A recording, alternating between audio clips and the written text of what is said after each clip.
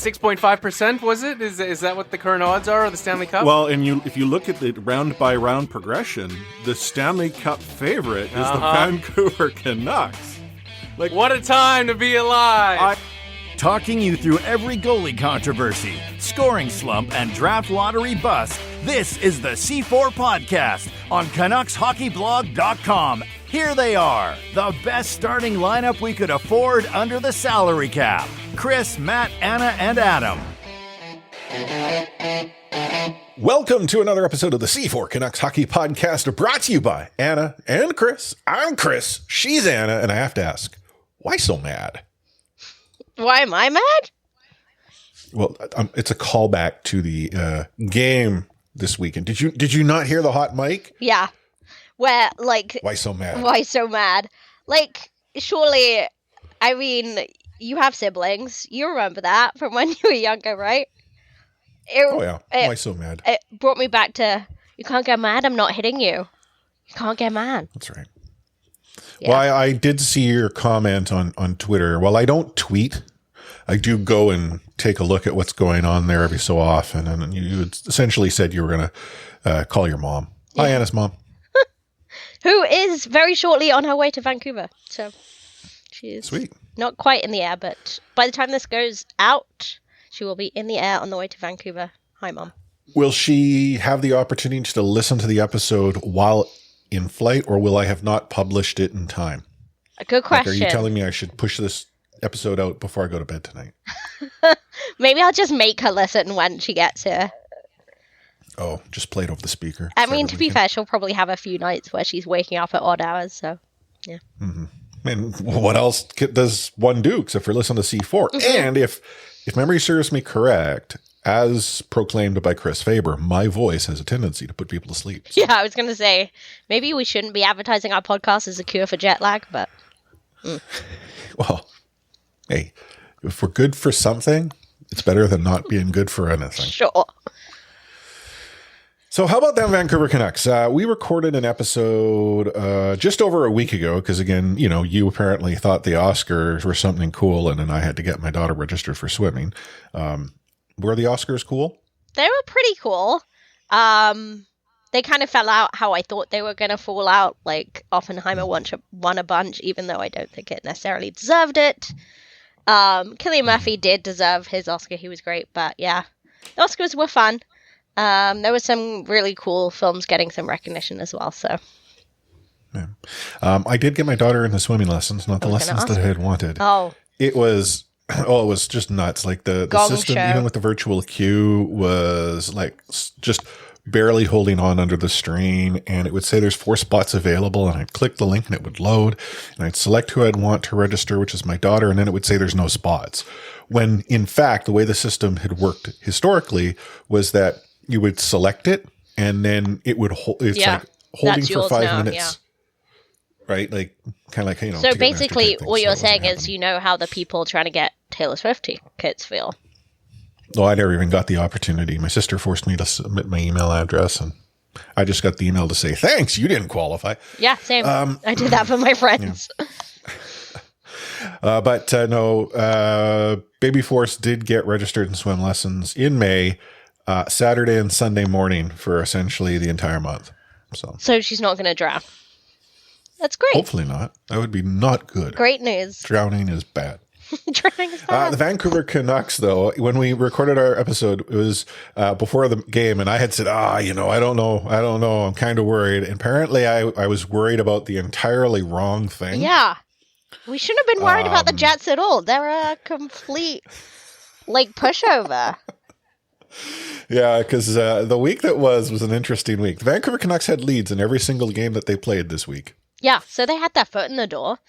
I think I called a dub. They just kept slamming it on their feet. Yeah, exactly. I think I did call a dub for Winnipeg, but I was very unsure about it, so. Yeah, I said no. I was like, no, I don't think it's going to happen. But I can't imagine the Vancouver Canucks were going to do what they did against the Colorado Avalanche and then follow that up with what they did against the Washington Capitals. So we'll get into that this week. And then we have to start sort of considering, like, what's next? Like, the Vancouver Canucks are about a month away from playoff action. And we're at the point of the year when these games should sort of matter as you get yourself ready. So we're going to talk a little bit about that in half full, half empty. And as with every episode, we'll probably go off the rails, talk about this, that, and everything. Because, hey, it's what we're known to do. But before we get off the rails, we probably should stick on the rails and rewind. Winnipeg Jets come to town. And this is a team that's, playing well. Arguably one of two threats to take over the Western lead from the Vancouver Canucks. And I had expressed some concern. I'm like, this is not the type of team you'd want to play at home having come back from a road trip. I wasn't trying to be pessimist, but I had some concern.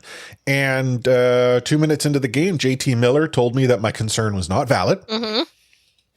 And that first period alone was enough to suggest that the Vancouver Canucks had decided that winning is the thing that they like doing the most. And therefore, they were just going to continue to do it. You messaging me in the game, calling me out, like, what do I know? And I have to, again, reinforce that I had agreed. I'm like, you know more than me. You're probably right. It's just a gut feeling. Little did I know it might have been like indigestion. Yeah, you have to ignore that. Yeah. I did call you negative, but it's usually both of us being negative, to be fair. But yeah, we both said, it's going to be a hard game. It's going to be a tight game.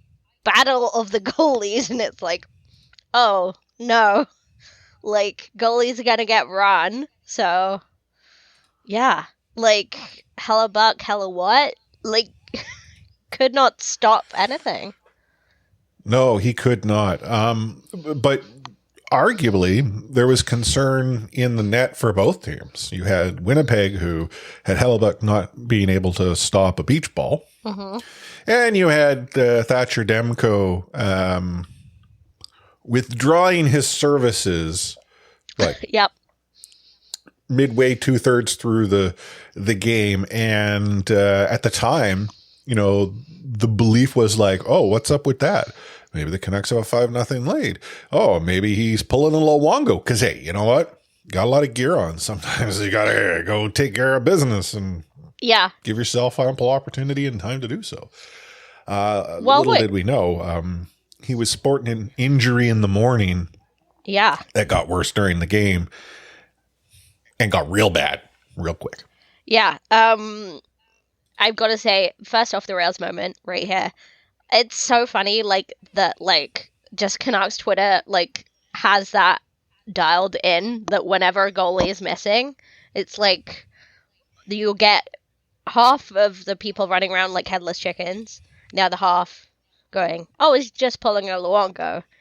And I have heard a story about an Australian cricketer, for anyone who knows who Matt Renshaw is, that's him, who had a similar ill feeling to Luongo, but he was batting in the middle at Lord's, I think, which is the home of cricket, the most historic ground.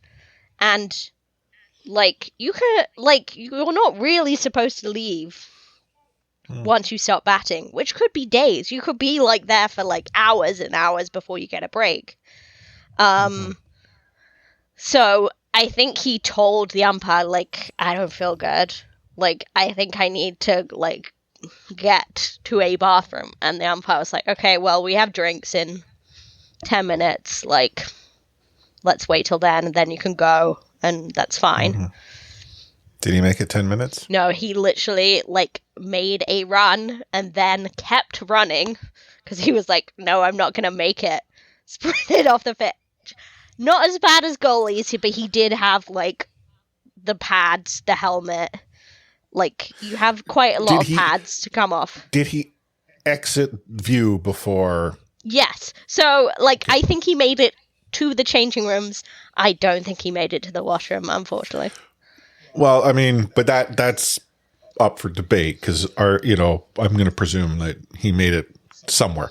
Luongo, he just didn't come back. And, and I think the reason why, when you bring up like half the Canucks fans are like losing their mind, the other half are like, oh, he's pulling Luongo.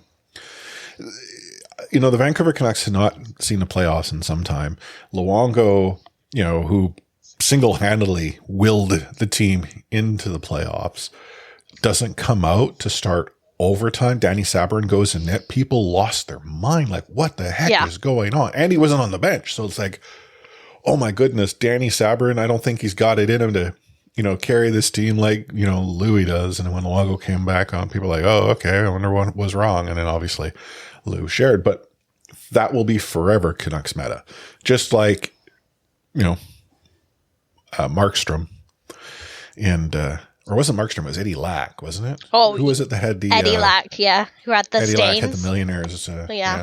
Unfortunate day all round for Eddie. Anyway, Thatcher's off the ice, and as the game was progressing, that's when word started to come out that he apparently had felt some, I think it was tightness in his knee during like the morning skate or something along those lines, and is now out for. Like it's week to week, I think, if I recall. Yes, they said 2 to 3 weeks, and then it was definitely 3 weeks, and you're just like, okay, well, like, what was it? I guess by the Saturday, it was 5 weeks left of the season, just shy, and it's like, why does he need to come back? Like, he absolutely doesn't. Well, if you recall, as a listener, Anna was suggesting that it was time for Thatcher Demko to get suppressed. Yeah. Okay. So I'm sorry. I shouldn't mess with the hockey gods because they're like, be careful what you wish for. I'm sorry. Well, you got it. Yeah. So Thatcher and Casey, they shared that shutout against the Winnipeg Jets, 5-0.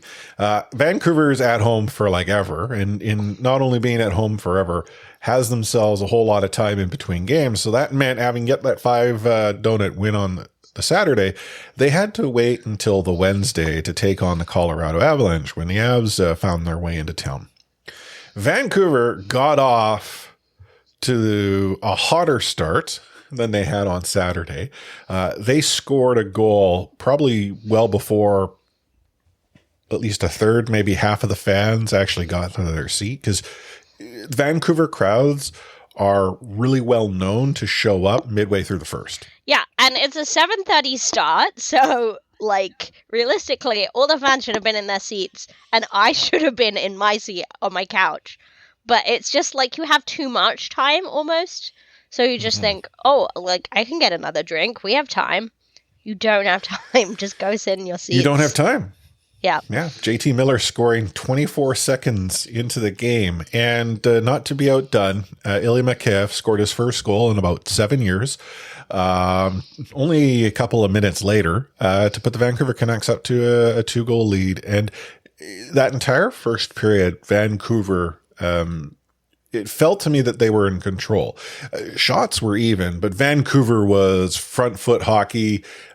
Defense was playing sound. Like, it didn't look like it was going to get out of hand. You knew, however, that going into the intermission, Colorado would obviously look to regroup. A 2-goal lead is hockey's most dangerous. So thank goodness Nikita Zadorov scores a third goal early in the second period to, slam that door shut, right? One would think. Yeah. The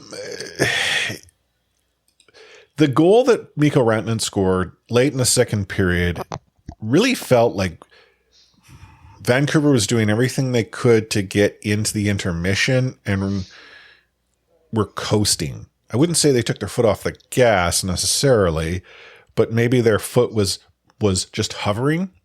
Like, yeah. And it's just like,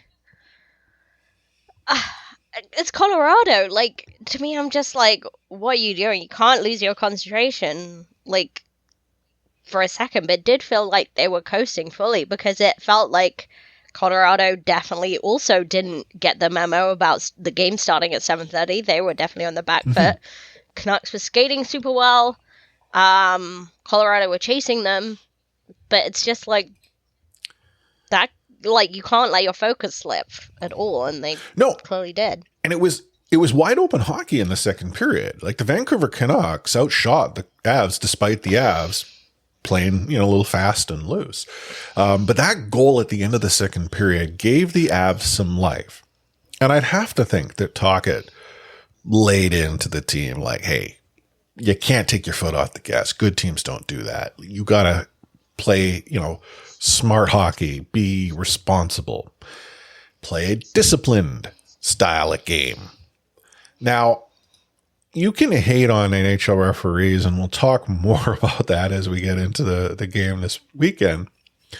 But the penalty call against PD to kick off the third period is a penalty. It sucks, however, that Ian Cole then gets one only a minute and a half-ish later, because that two-man advantage was one that the Avalanche, who are a pretty solid team, especially one on special teams. Nate McKinnon's good. Did you hear that? I have heard rumors. Yeah. I have heard rumors. Like, the Ian Cole hooking penalty, it was nonsense. Like, it completely ghost hooking, like, ridiculous. But at the same time, ghost hooking is the worst kind of hooking. Exactly. Like, I didn't know Rogers Arena was haunted, but apparently. Yeah, but it's like you're gonna get BS calls. Like, yes, the reffing will be looser in the playoffs, but you may not get as many calls against you. But it's just like the penalty kill. It's no good. Like. Yeah, you've got to be able to trust your penalty kill, which with the Canucks, you cannot right now.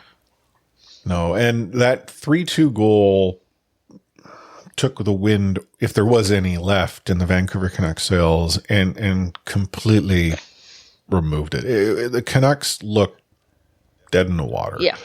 The entire third period was horrible for the Vancouver Canucks. They got 3 shots on net the entire period.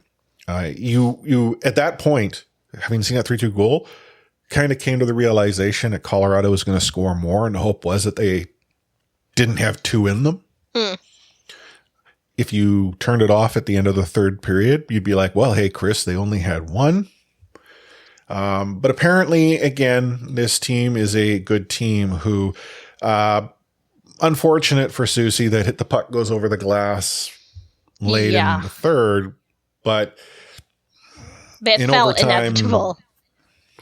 That 4-on-3 power play is really no different than 5-on-3. Colorado capitalizes, and that's all she wrote. The Vancouver Canucks get a loser point, but give up a 3-buzz lead to lose 4-3 at home. And so we've just talked about how you can't blame the refs, and I do agree with that. But the reffing was also bad, and I don't think it's wrong to call it out either. Oh, no. But it was you can't say, it was all the officials' fault. Yeah. I'm gonna call out someone who actually, by the way, very good follow on Twitter. Smart guy, funny guy. But Jason Bruff, just his tweet when he was how embarrassing that you're all blaming the refs. And I'm like, this is not how you win a cup. It's okay, we're not on the team. Canucks Twitter, I just feel don't give Canucks Twitter too much credit, we are reacting to the game in front of us where there's a bad call. Call it out. It's bad. And I know that Jason Bruff will get his so many bad takes directly in his show inbox. So I'm sure he sees the worst of it.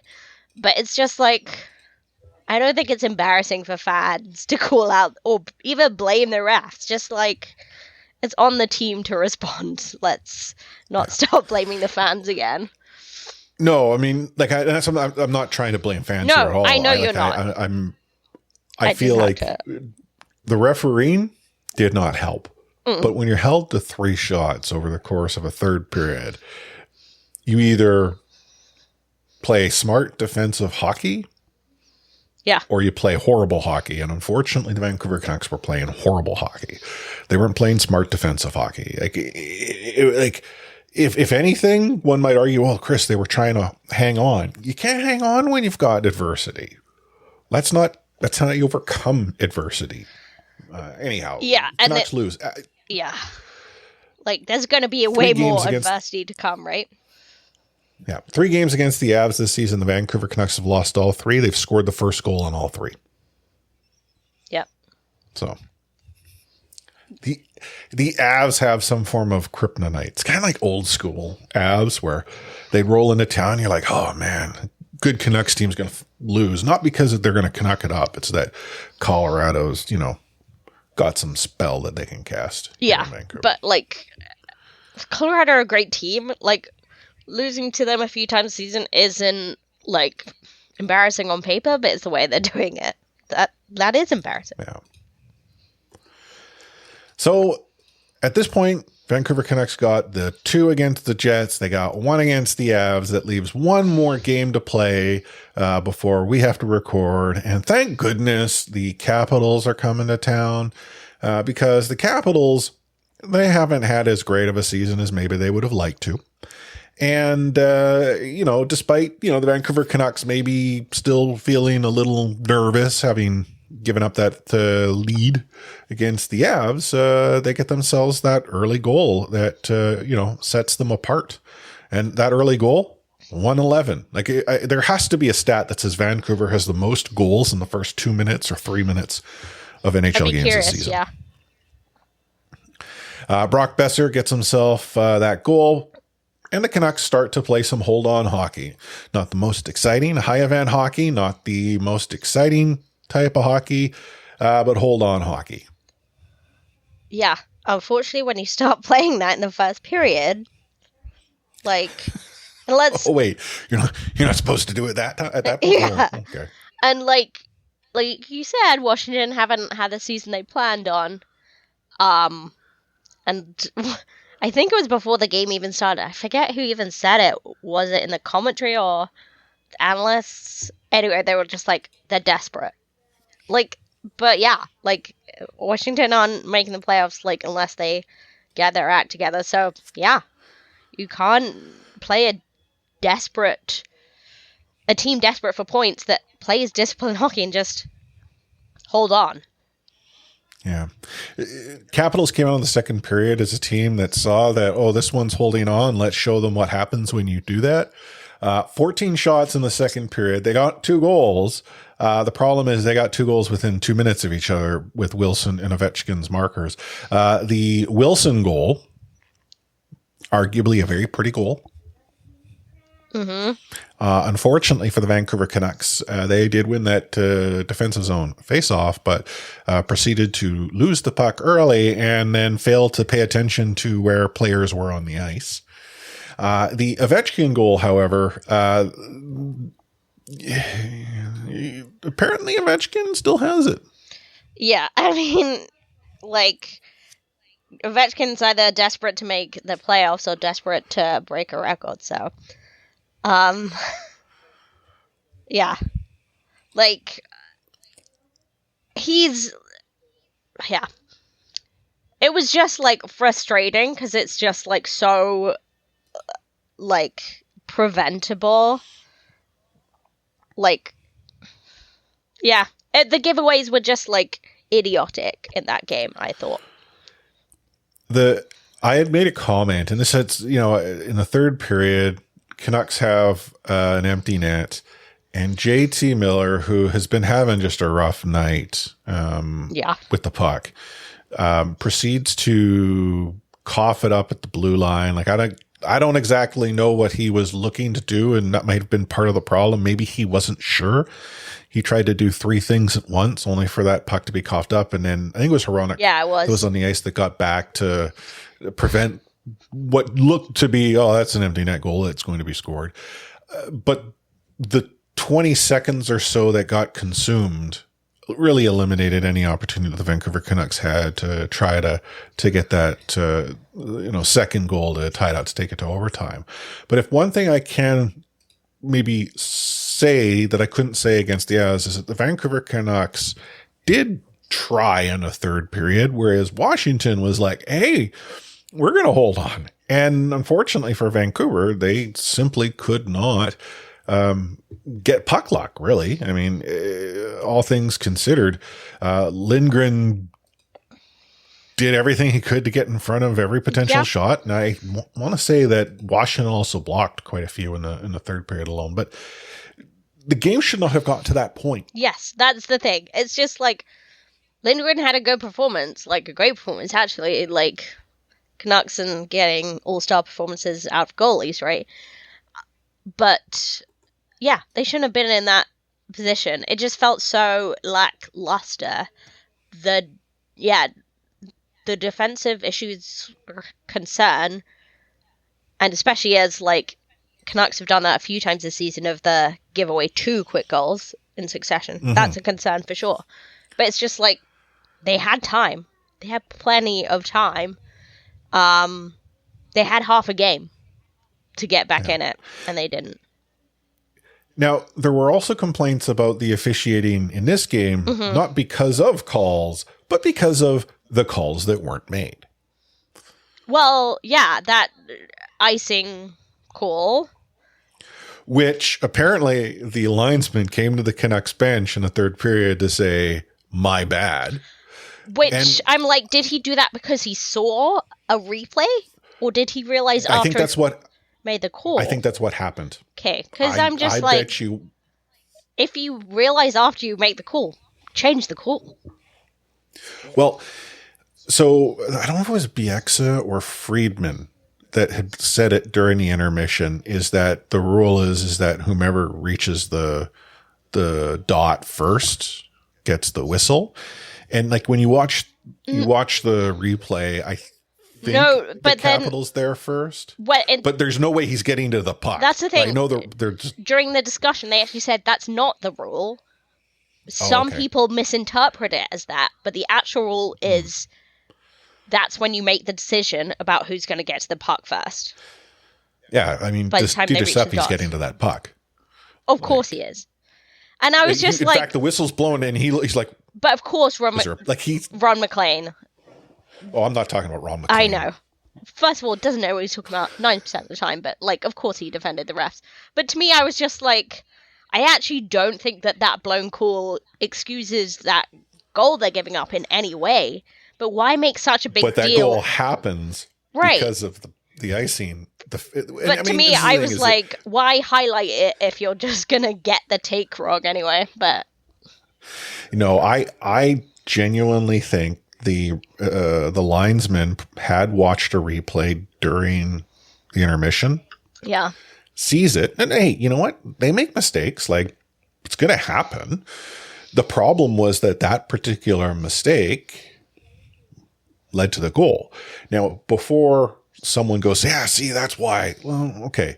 Sure, it led to the goal, but what did the Vancouver Canucks do in the subsequent face-off? They won it. They won it clean. They had an opportunity to deal with the puck. They did not. They made mistakes, and they let Wilson essentially hang out at the side of the net, with as much real estate in Vancouver as he wanted. Yeah, and considering how expensive the real estate happens 100%. To be in Vancouver, you don't give it away for free. So, sure. Icing goes to that, but that's, they don't get the goal because of linesman blew the whistle. Anyhow, whatever. Yeah. It just sucks. I mean, I remember when I saw it, I'm like, oh, I don't think that was icing. But hey, I've seen close whistles before. And then when they were sort of like standing around, like PDG is like confused. I actually kind of wondered if PDG thought maybe there was a penalty or something like that. The way his reaction was, he wasn't upset. He was like, what? And then I kind of thought, okay, the linesman, or they're going to talk and they'll have a face-off at center ice, right? That happens. They didn't. I'm like, oh, weird. But then the goal, and it's like, oh. But still, Canucks are not losing at this point. 2 minutes later, they are. Which, again, that's on them. Yeah. And then, again, we just, I don't know what Phil Giuseppe did to the officiating team last night before the game, but, yeah, that call against, was it against Ovechkin? Yeah, against Ovechkin, where everyone thought it was a penalty, it was an Ovechkin penalty, including Di Giuseppe. He's skating off, and then it's like, no, you Get in the box, please. Get in the box now. As a ref once said to Quinn Hughes. So, yeah. Was that bad? Yeah. Like, he didn't do anything to deserve that penalty. But again, like, what's that, halfway through the game? Yeah, like, though that did not, like, there was no goal scored. Yeah, exactly. There. And it's like, yes, like, a penalty there would have been nice for the Canucks. But, like, you have half a game. And they did... Sorry, would the penalty have been good for the Vancouver Canucks? Because currently their power play has no power. Yeah, and I think people were, like, maybe, like, made some comments about Pedersen going missing in the Washington game, which I don't think is unfair. He too was fighting the puck. And, you know, as it was pointed out to me on Threads when I sort of called out JT Miller having a tough game, is that he's not the only one. Yeah. All of them are. I agree. There was a couple people having rough games. I do think the problem with JT Miller, I find, and we kind of did see it when in the JT Miller doesn't give an F era, is that he is not so great at adapting to his teammates having poor games. If you know what I mean. Well, like, he won't change his style. Does. What? And how does he do that? He just... As the consummate team player, hey, you're having a tough game. I'll have a tough game too. Yeah, exactly. But, like, he could, like, I feel like he's not good at being like, okay, the passes aren't going right. Let me make things easier. He's like, no, they'll get to the passes. I'll keep making them. And they will get there. Oh, so the Vancouver Canucks had a 500 week, which, you know, if you're an optimist, ain't that bad. If you're a pessimist, you're like, the sky is falling. You know, both are possible, but if we look at the standings, the Vancouver Canucks remain top of the West with 92 points. They only have, the Jets have one game in hand on the Canucks, which is not as bad as it once was. They still have the lead. It's those pesky Oilers who have 3 games on hand in the Vancouver Canucks, but thankfully, those 3 games, if they're all wins, Canucks are still ahead.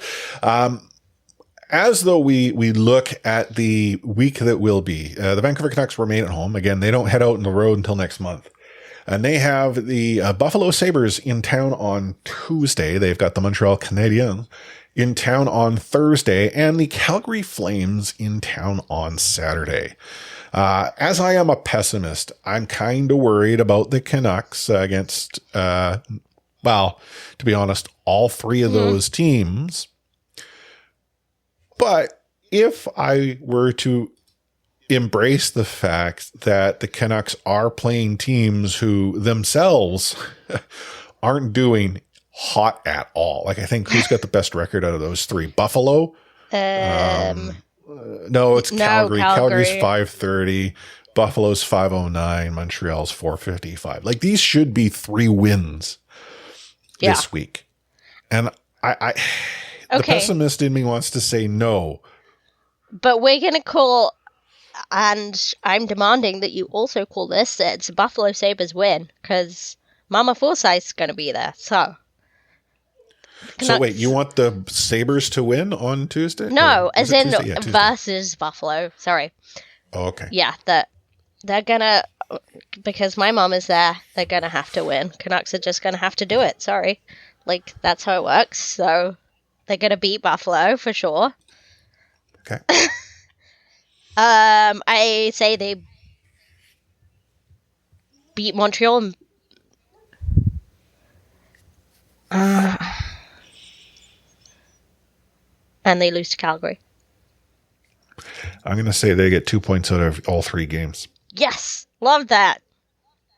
And it pains. Like, this is the thing: is I am a known pessimist on this show. Yeah. But I have to look at Calgary is in a world of hurt. Yeah. I mean, you're not wrong. Buffalo is hurting. And in Montreal, if there's one thing that Montreal has as a wild card is unfortunate circumstances. Head coach, Martin St. Louis has stepped away from the team for family reasons. I don't know if any further context came out this weekend beyond during one of the intermission interviews. It was one of the players had said that we're going to win this for his son. So there's some thought there's something there, and I'm not trying to suggest that you have to have circumstances like that, but it does inspire. And so, it's a team that the Vancouver Canucks should not take lightly. They shouldn't take light any of the competition, but Montreal does have -50 on the season in goal differential. And that's not 15. That's 5-0. Yeah. That's not so good. So yeah, I'm going to give them 6 points, and you're going to give the Vancouver Canucks 5. Yeah, 5, because I think they'll lose in overtime on Saturday. Okay. Well, we shall see when we get back together next week, and whether or not you or I know what we're talking about. I think we've already come to figure that out. We don't, but we pretend that we do. But what we're not going to pretend to do is take a short break. You're listening to the Z4 Canucks Hockey Podcast, brought to you by Anna and Chris. Take hitting out of the game. You can't hit anymore, so don't do it. The unsportsmanlike conduct, I want to get an explanation on that. No kidding. Because how do you get suspended for unsportsmanlike conduct? Plus interference. There's no interference there. He had the puck. Now, Madison never ever did that before. Now, why did he do it? Because he was mad. Well, your early favorite for the Calder Trophy, that's for sure. Elias Pettersson, you might even say your early favorite for the Hart Trophy. Just to get back to your question, Elias is going to play plenty. He can play. He's going to get a lot of power play time. And, yeah, I'm concerned about our offense. We lost 200-point players, and we've got to find a way to score. The Vancouver Canucks trade deadline deals took place earlier in the season. Well before the deadline. They were just, ahead of the curve, maybe one could suggest. But is it fair to suggest, Anna, that their lack of movement at the deadline is now starting to hurt them in some way, shape, or form? So I'm in two minds about this. I do think they obviously made their one big move. Lindholm is not looking as good. After that. What are you talking about? He had one great game. Yeah, and it was a hell of a game. And he seemed to fit right in. I'm not giving up on Lindholm in any way, shape, or form. I still think there's room to get there. I don't think he was necessarily given the best support or set up for success in his first 10 games or so. But it does concern me that, all the rumors around the trade deadline were top 6, one more top 6 scoring winger. That's what the Canucks need to get them over the line. And nothing happened. And you do think when Canucks can't score against Washington, that just doesn't look like a good move. So I will say yes, I do think it's hurting them, the fact that they don't have a top 6 winger. And it's you can say that Canucks just gave up 2 leads this week. Your goalie's injured. You should be more concerned about your backup goalie or even your defense. And I'm not unconcerned about those things, but I do think the scoring winger was the edge that they really needed. Okay. Are you positive? I love this if this is the case. If you're positive and not at all worried, I'm loving that. Am I worried about the lack of activity at the deadline? No, I don't think I am. But I'm also looking at what could the Canucks have accomplished at the deadline based on what was available and what was available to them to work with. So I'm okay with the team not going they should go all in. This is the year. Well, okay, if this is the year, are you conceding that next year is not? Or subsequent years? The Vancouver Canucks are in a really weird space. I don't think anyone had foreseen them to be where they are right now. They would, right? And like you say, they were not necessarily prepared cap-wise either for this to be their year. Whatever schedule is in play is either well ahead of itself or alternatively somewhat out the window. So The Vancouver Canucks, I think, were smart in their approach to the deadline. Don't do anything super stupid, but I do concede that prevents them from getting a clear need, top 6 forward. There was a suggestion on social media that the Vancouver Canucks' recent woes line up to the loss of a particular player by the name of Dakota Joshua. Now, that could very well be coincidental, but Joshua's injury occurred mid-February, and that's lining up with where the Vancouver Canucks started to sort of, not lose their way, but misplace it around the house somewhere. And I feel if there was, let's say, some, truth to the idea that Dakota Joshua is the glue that kept the Vancouver Canucks together, that actually then speaks volumes to how sort of close-knit this team has become. And if that is true, and again, I'm spitballing here, do you really want to disrupt that? I mean, do I think... Again, I'm not saying Dakota Joshua is the difference between a Stanley Cup or not. Like the kid. Love how he plays the game. Yeah, and we love that third line and miss it. Of course we do. Like, the little and large Dakota Joshua and Connor Garland. Like, of course. Yeah, I mean, he's not the reason why Petey is in a slump. He's not the reason why JT Miller has had a few rough games. He's not the reason Lindholm hasn't been scoring. But one of the things that Dakota Joshua provided you, and as part of that third line, made up for nights where those things were problems. Yeah. And, that line has cooled off since his injury. I mean, what line? Yeah, sure. The third line doesn't exist without him. So sorry. Yeah. Just a collection of players that get put on the ice from time to time. Exactly. I mean, that's the thing, though, right? Like, we had to know that, like, times were so good when we had the Lotto line and the third line and just, like, the no-name line or whatever we were calling it. But we had to know it wasn't going to last. I do 3 players on the ice. I do think Dakota Joshua, like, we're joking about him being a glue guy, but, like, I buy it. Like, I think that he seems to be, like, an affable guy, and he is the kind of player that just works hard and kind of slots in. Do I think that's ruining the Canucks? No. Like, I don't think it matters that the dressing room, by the way, like, isn't, like, I don't think the dressing room is that close. Like, well, okay. I'm not, it's not sunshine and rainbows. Yeah. I think it's very fair to say that there are cracks that are being held together by Dakota glue. Dakota glue. Yeah. Yeah. Who knows if it's a, like, cracked wall country club cliques.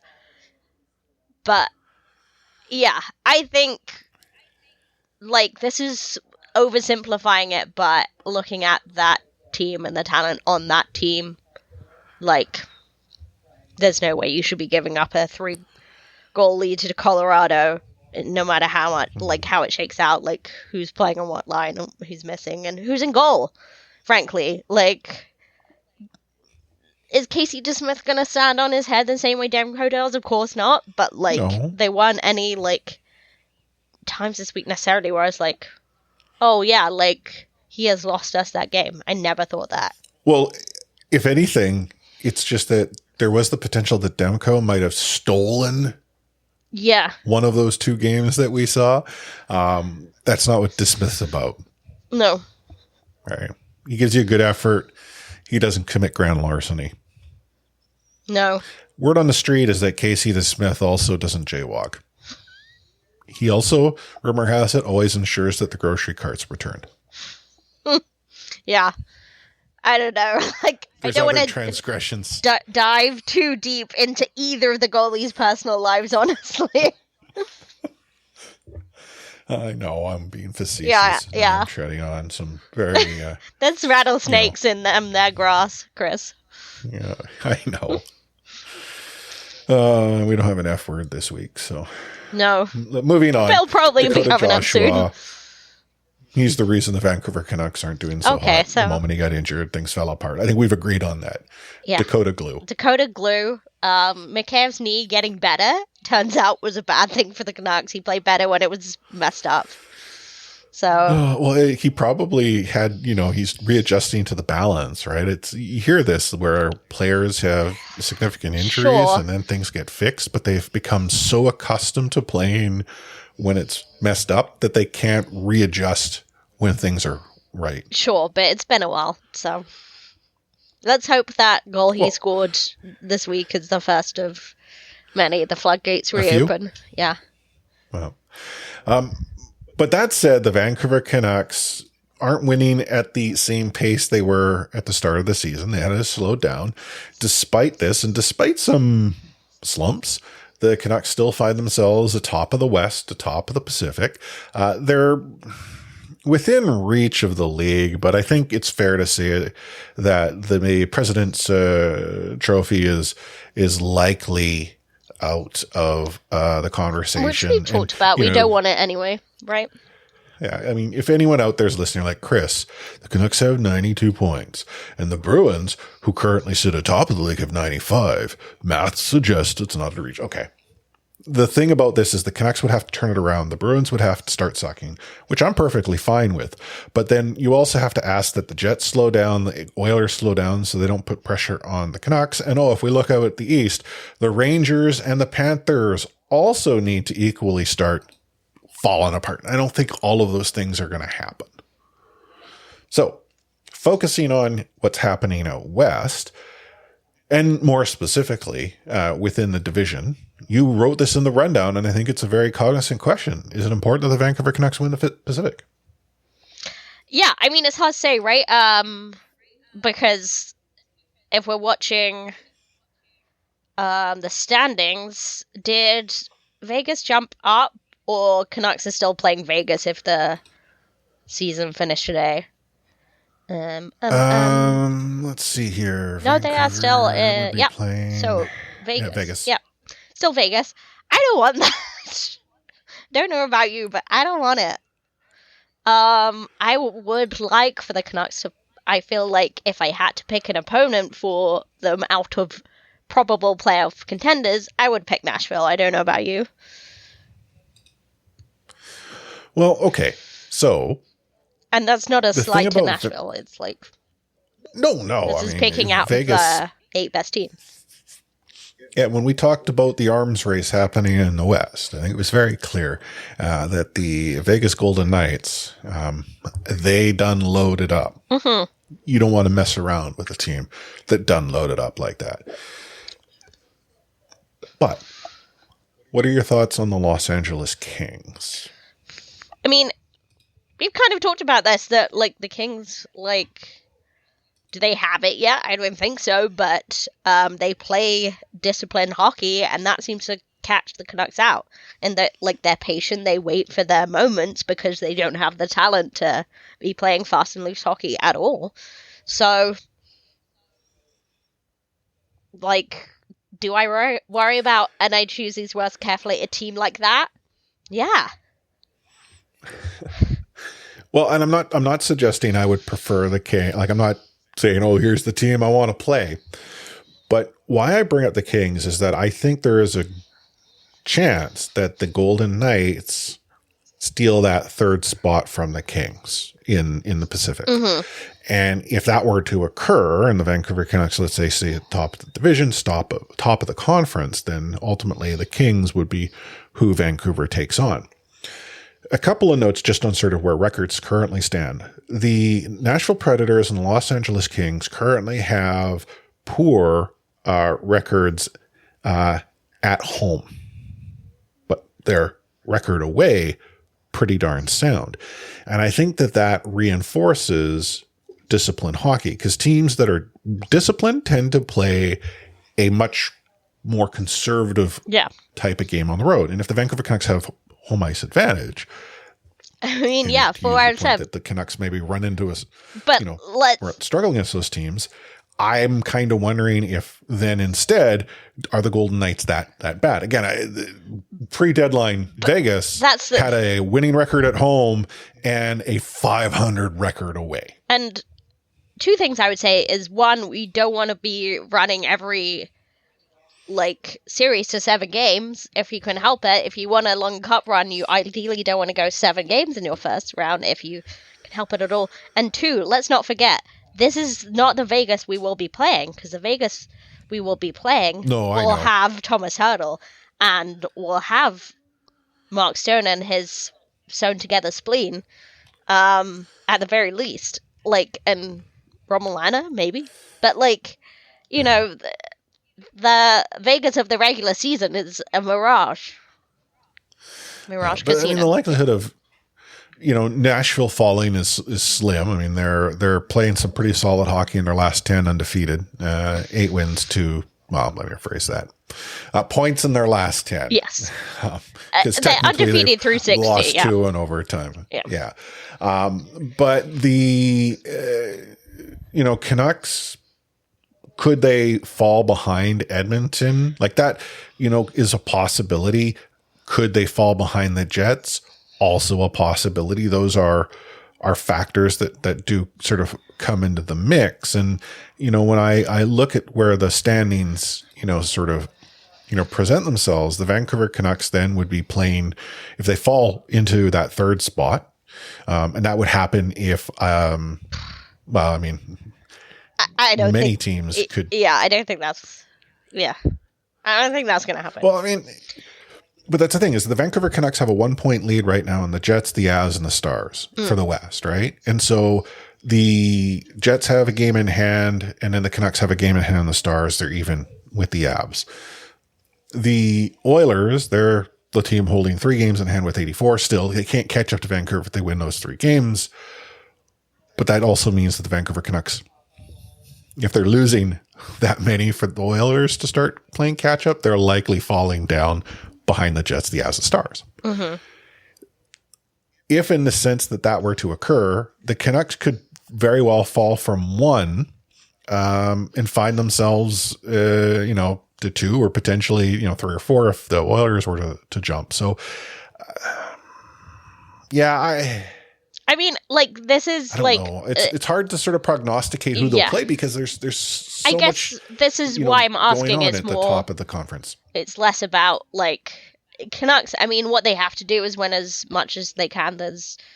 And that gives you the best chance to have the quote unquote weakest opponent. What it, I think, really does is it's more the home ice advantage, especially going in. Yeah. I don't want to say it, but Stanley Cup final. That's important. That's what you have to do. But if I had to pick out a playoff opponent out of the 8 teams currently in a playoff spot, even though they the streak you're talking about, valid, and I think the Oilers are playing maybe the worst hockey out of the 8 currently. We're talking about very recent form. But I think in terms of the style, I think I'd still pick Nashville, but I probably, in terms of best box office, how fun would Oilers Canucks be? But maybe that'll be a different game later on. With the 8 teams in the West that currently hold playoff spots, which team has the worst record in the last 10? You can guess. I've got it up. The Canucks? No. Oh. The Golden Knights. But the next worst team. Oh, yeah. I just opened it. That actually happens to be the Kings. Yeah. Then the Canucks. So, But we said, this is not Vegas, and I'm not saying Mark Stone and Thomas Hertl will be on that end all. Do not envy Thomas Hertl not playing for your team until the playoffs, or maybe the last week of the season. Maybe. But. Well, and the other asterisk I placed there is that the Vancouver Canucks, for all intents and purposes, found ways to lose 2 games they should have won. Mm-hmm. If you were to go and give them those 3 points that they passed up, that's so that nice. gets them to 95, Avs down to 90.